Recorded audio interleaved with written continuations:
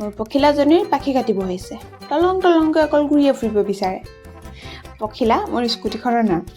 আৰু হাতত এটি গিফ্ট লৈ মই আগবাঢ়িলোঁ মোৰ গন্তব্যস্থানলৈ ষ্টেচনটো পাৰ হৈ এনেকুৱা লাগিল যেন মই সাগৰ পাৰ হৈ বেলেগ এখন দেশলৈহে আহিছোঁ অলপ দূৰ আহি মই মোৰ ঠাই পালোহি বাট মোৰ লগৰজনী এতিয়াও দেখা দেখি নাই হয় আজি আহিছোঁ মোৰ লগৰজনীৰ ঘৰলৈ এইটো হৈছে সিহঁতৰ চাংঘৰৰ পৰা উঠা নমা কৰা এতিয়া মই তাকে দেখাই দিছোঁ বুলি নকলেও হ'ব বাৰু কোনে কোনে চাংঘৰত উঠি পাইছে কমেণ্ট কৰি জনাব তাইক লগ নোপোৱা প্ৰায় 3 বছৰ বেছিয়ে হ'ল কিন্তু লগ নাপালেও আমাৰ মাজত সেই একেটাই বন্ধুত্ব ভাৱ আছে এনেকুৱা লগাই নাছিল যে আমি বহু বছৰৰ পাছত লগ পাইছোঁ কিমান যে কি কথা পাতিছোঁ কোনে কিমান কিনাইছে কোনে কিমান কণ শকত হ'ল সেইবোৰকে পাতি আছোঁ বাৰু সিহঁতৰ ঘৰলৈ অহা অন্য এটা কাৰণ হ'ল সিহঁতৰ দাদাইক আৰু বৌয়েকৰ ৰিচিপশ্যন আৰু মই হৈছোঁ আনঅফিচিয়েল মেহেন্দি আৰ্টিষ্ট ইমানে ফাষ্ট মেহেন্দি আঁকিলোঁ যে ৰাতি 1 বাজিলগৈ মই পিছে মেহেন্দি অঁকাত এক্সপাৰ্ট নহয় কৈছে বাবে যিমান কণ পাৰিছোঁ সিমান কণ আঁকি দিছোঁ নেক্সট ডে কইনাক সজালোঁ তেওঁলোকৰ কিছুমান নিয়ম নীতি কৰিবলৈ আছে বোলে যিহেতু তেওঁলোকে নীতি নিয়ম কৰি বিয়া পতা নাছিল সেইবাবে আজি এই সকলোবোৰ নিয়ম তেওঁলোকে কৰিবলগীয়া হৈছে পণ্ডিতজনে ভাবিছে হয়তো বিয়া নামৰ এই জালখনত সোমাবলৈ এওঁলোক দুজনো আহিল এইফালে পখিলাজনীয়ে মাত লগাই আছিল নহয় বল মোক উলিয়াই নিবি বুলি নতুন ঠাই ফুৰিব মন হেনো আজি বৰ বিশেষ কাম নাছিল সেইবাবে দুইজনী ওলাই গ'লোঁ সিহঁতৰ ঘৰৰ পৰা প্ৰায় 15-20 মিনিটমান দূৰতে পাহাৰ আছে আমি তালৈ বুলিয়ে বাট ল'লোঁ যিমানে ওচৰ চাপি গৈ আছোঁ সিমানে পাহাৰখন দূৰলৈ গৈ আছে যেন পাহাৰখনে আমাৰ লগত কম্পিটিশ্যনহে কৰিছে ইমান ধুনীয়া পৰিৱেশ দেখি মই অলপ বেছিকৈ এক্সাইটেড হৈ গৈছোঁ এনেকুৱা এটা পৰিৱেশ পালে মনটো পূৰা শান্তি হৈ উঠে সকলোবোৰ চিন্তা মনৰ পৰা দূৰ হৈ যোৱা যেন লাগে এই মনোমোহা দৃশ্য চাই চাই আমি অলপ আগলৈকে গ'লোঁ আমি একেবাৰে ওচৰ চাপি নগ'লোঁ অলপ দূৰৰ পৰাই এই সুন্দৰ দৃশ্য উপভোগ কৰিলোঁ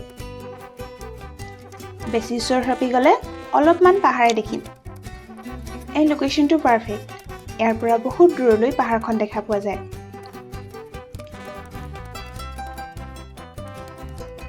দুয়োজনীয়ে এগালমান ফটো তুলিলোঁ অলপ সময় ৰৈ পাহাৰখনকে অকৰা লাগি চালোঁ এই সুন্দৰ দৃশ্যটো যিমান পাৰোঁ সিমানে কেপচাৰ কৰিলোঁ আৰু এইফালে তাই মোক কিবা এটা কৰিবলৈ বুজাই আছিল আৰু মই অকৰাই বুজিয়ে পোৱা নাছিলোঁ লাহেকৈহে বুজিলোঁ যে বাইদেৱে কি প'জ কৰিবলৈ কৈ আছিল লগত এটা ষ্ট্ৰিঙৰ বটল লৈ আহিছিলোঁ প'জ দি থাকোঁতে খাবলৈ পাহৰিছিলোঁৱেই পাৰ হৈ যোৱা মানুহগৰাকীয়ে বৰ ঘূৰি চাইছে ভাবিছে চাগে এই দুজনীয়ে আৰু নটংকি কৰিবলৈ ঠাই বিচাৰি নাপালে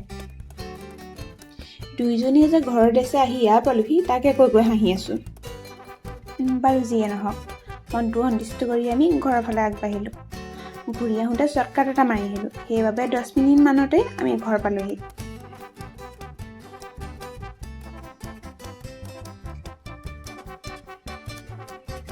ৰভাখনো অলমষ্ট ৰেডি হ'লেই মাথো ভিতৰৰ ডেক'ৰেশ্যন অলপ বাকী আছিল আৰু এইফালে মোৰ মেহেন্দি অঁকা ডিউটি শেষেই হোৱা নাছিল এইগৰাকী বাইদেৱে দুয়োখন হাতত মেহেন্দি আঁকি দিব লাগে বোলে সেইবাবে দুয়োজনীয়ে লাগি গৈছোঁ ৰচকী বাইদেউৰ ষ্টাইল বহুত তাই বোলে আজি ৰাতিৰ পৰাই মেকআপ কৰি ৰেডি হৈ থাকে বাইদেৱে মেকআপ কৰি ৰেডি হৈ থাকিম বুলি কৈছিলে অলপ সময় পাছতে টোপনিটো আলকাল দিলে যিহেতু আজি নেক্সট দিনা ৰিচেপশ্যন ডে সেইবাবে ৰভাৰ ভিতৰৰ ডেক'ৰেশ্যনখিনি কমপ্লিট হ'ল লগতে আমিও ৰেডি হ'ব ল'লোঁ মিছা নকওঁ বাট প্ৰাইভেট ছোৱালী ৰেডি হ'বলৈ অলপ টাইম লাগে বিশেষকৈ এনেকুৱা ফাংচনবোৰৰ বাবে বাৰু মোৰ মুখৰ মেকআপটো মই নিজে কৰিলোঁ জাষ্ট চিম্পলকৈ মেকআপটো কৰিলোঁ কাপোৰযোৰো পিন্ধিলোঁ চুলিখিনি অলপমান ঠিক কৰি দিবলৈ মেকআপ আৰ্টিষ্টগৰাকীকে ক'লোঁ আৰু এইফালে ৰভাদলি উদুলি মুদুলি হ'লেই কইনাগৰাকী দেখিবলৈও বহুত ধুনীয়া লাগিছিল সকলোৱে ৰিলছ ফটো এইবোৰ কৰি থকা দেখি ময়ো মোৰ এণ্ড্ৰইড মোবাইলটোত শ্ল' এটাকে কৰিলোঁ এইখন মানিকেইটা আকৌ কইনাৰ বৰ্ডাৰটোহে লৈ থাকিব মন কইনাৰ লগত বহিবলৈ বুলি কিমান যে সিহঁত এক্সাইটেড বাৰু সৰুতে আমিও এনেকৈ এক্সাইটেড হৈ আছিলোঁ ভিডিঅ'টো আৰু দীঘলীয়া নকওঁ, এইখিনিতে ভিডিঅ'টো সামৰিলোঁ। ভিডিঅ'টো চাই যদি ভাল পালে প্লিজ লাইক আৰু ছাবস্ক্ৰাইব কৰি দিব। অন্য এটি ভিডিঅ'লৈ মই আকৌ লগ পাম। বাই।